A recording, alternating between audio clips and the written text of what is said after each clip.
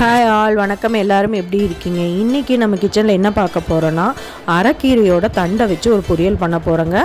இப்போ தண்டெல்லாம் எடுத்து வச்சுருக்கோம், இலையெல்லாம் தனியாக எடுத்து நம்ம குழம்பு வச்சுட்டோம், தனியாக வச்சிடலாம். இப்போ அந்த தண்டை இந்த மாதிரி எடுத்துக்கோங்க.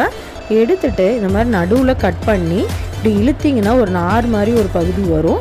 அதை மட்டும் நம்ம உரித்து எல்லா தண்டுலேயும் எடுத்துக்க போகிறோம். இப்போ சின்ன தண்டாக இருந்தால் அப்படியே போட்டுடலாம். பெரிய தண்டு இருந்துச்சுன்னா இந்த மாதிரி உரித்து எடுத்து போடுங்க, நார் நாராக வராது. இப்படி ரெண்டாக கட் பண்ணி இழுத்தாவே வந்துடும். இப்போ எல்லாத்தையும் நம்ம இப்படி கட் பண்ணி எடுத்துக்கலாங்க. கட் பண்ணி எடுத்துகிட்டு சின்ன சின்ன பீசஸாக கட் பண்ணி எடுக்க போகிறோம். இப்போ இந்த மாதிரி சின்ன சின்ன பீஸாக கட் பண்ணி எடுத்து வச்சுருக்கேன்.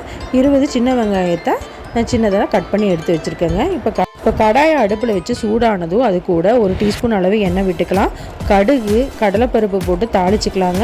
இது நல்லா பொரிஞ்சு வந்ததுக்கப்புறம் சீரகத்தையும் போட்டு பொரிய விடுங்க. இது பொரிஞ்சதுக்கப்புறம் நம்ம கட் பண்ணி எடுத்து வச்ச சின்ன வெங்காயம் 2 வரமிளகா போட்டு நல்லா வதக்கி விட்டுட்டு இப்போ கட் பண்ணி எடுத்து வச்சுருக்க தண்டையும் சேர்த்து நல்லா வதக்கி விடுங்க. இது நல்லா 2 நிமிஷம் வதங்கினதுக்கப்புறம் 1/4 டீஸ்பூன் மஞ்சத்தூள், தேவையான உப்பு சேர்த்து நல்லா வதக்கிட்டு கொஞ்சம் தண்ணி, ஒரு 1/2 டம்ளர் தண்ணி சேர்த்திட்டு நல்லா வதக்கி விட்டு வேக விடுங்க. இப்போ தண்ணி வத்துற வரைக்கும் நல்லா வெந்தால் போதும். மூடி போட்டு குக் பண்ணுங்கள். இப்போ நல்லா குக்காகி வந்துருச்சுங்க. இப்போ வெந்துருச்சான்னு பார்த்துக்கலாம். இப்போ 1/4 மூடி தேங்காய் துருவலையும் நம்ம சேர்த்திட்டு நல்லா மிக்ஸ் பண்ணிவிட்டு நம்ம இறக்குனா சூப்பரான தண்டு பொரியல் ரெடிங்க.